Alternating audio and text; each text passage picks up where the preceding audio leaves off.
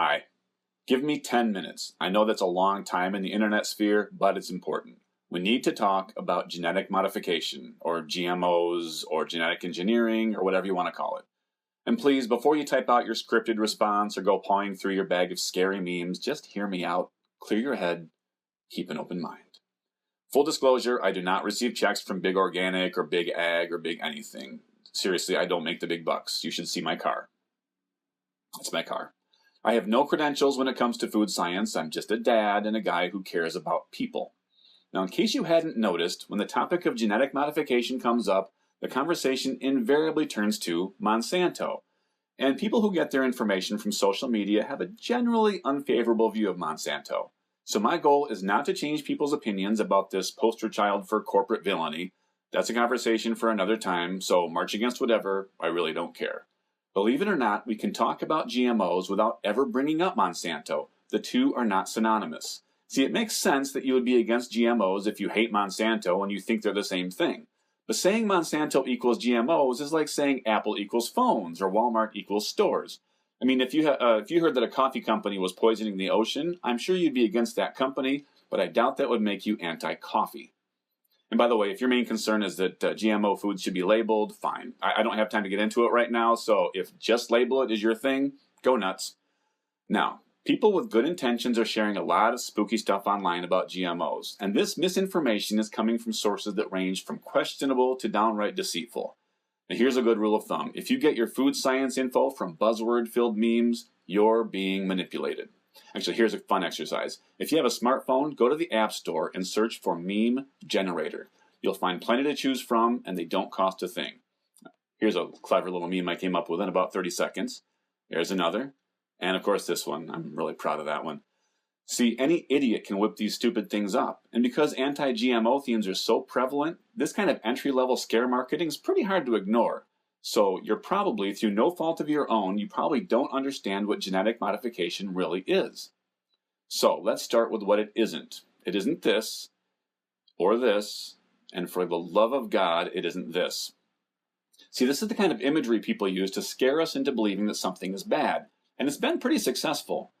And of course, nothing drives the point home like oversimplified logic. Like, if you can't pronounce it, you shouldn't eat it.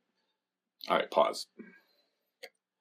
Seriously, side note here, if you can't pronounce it, maybe you should, learn how to pronounce it. I mean, I used to struggle with falafel and quinoa, but people learn how to say things.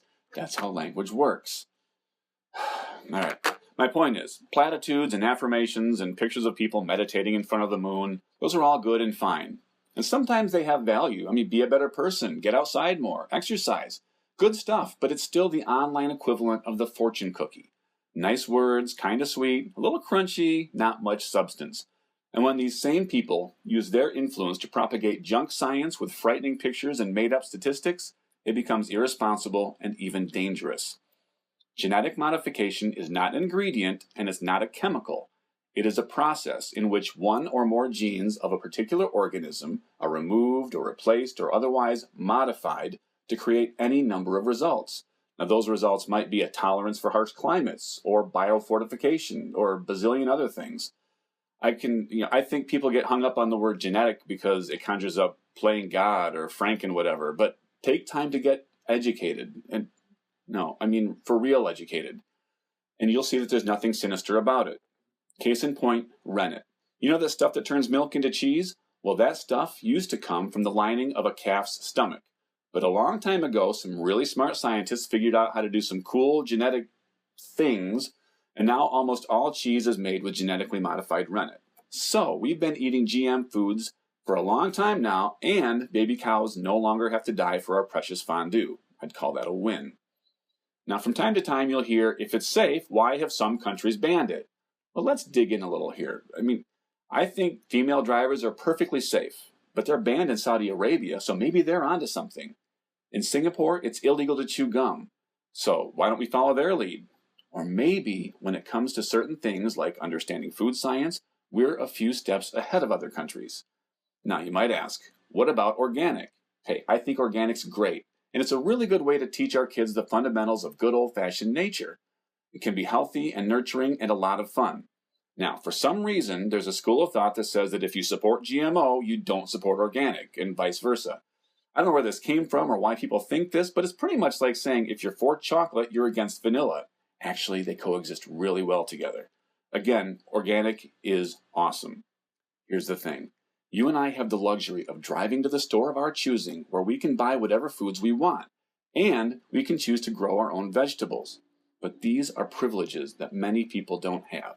There are kids living in Malawi who don't even know what organic means, but they do know hunger.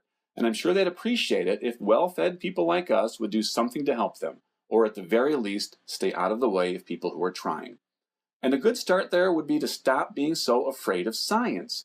Just because food's been produced with the help of genetic modification doesn't mean it's bad.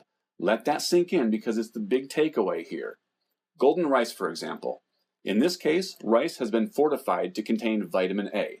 Now, if you're not aware, every year, hundreds of thousands of kids go blind, and many die because of a vitamin A deficiency. You see where I'm going with this?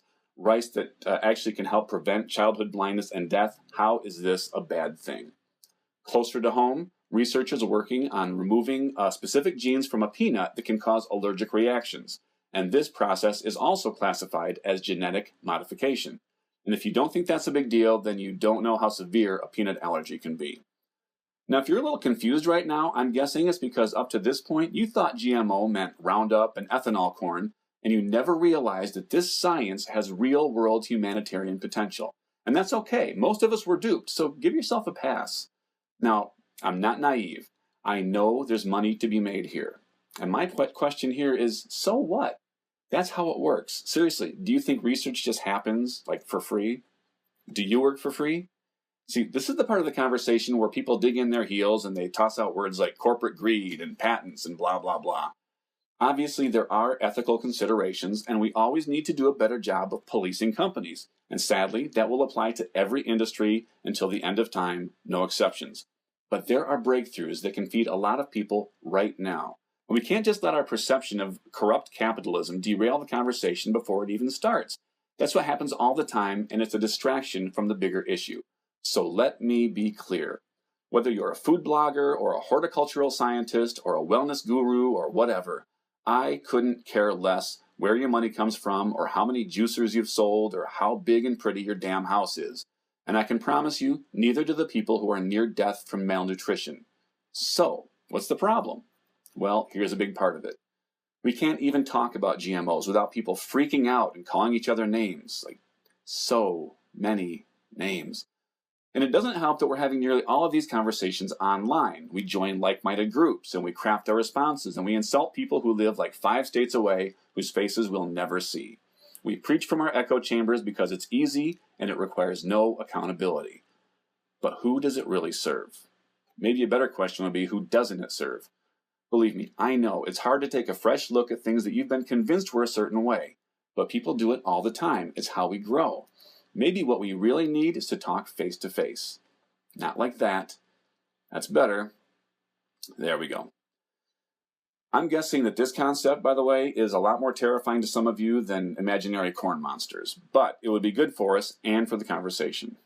Look, I'm not telling you what to believe, but I want you to know that if you were tricked into buying into this one-size-fits-all anti-GMO campaign, you're not alone. And at least your heart was in the right place, so don't be too hard on yourself. But moving forward, we really need to think critically about issues like this and not get sidetracked by hysteria. I know ideology and easy answers can be comforting and affirming, but it doesn't take much to turn ideology into mythology, or worse yet, a mindless cult. So do yourself a favor, break free from the group, and start thinking for yourself again. I'll finish with 2 questions. Question 1. Are we willing to let stubbornness interfere with the kind of progress that can help save lives? And while you're pondering that one, question 2. When's the last time you ate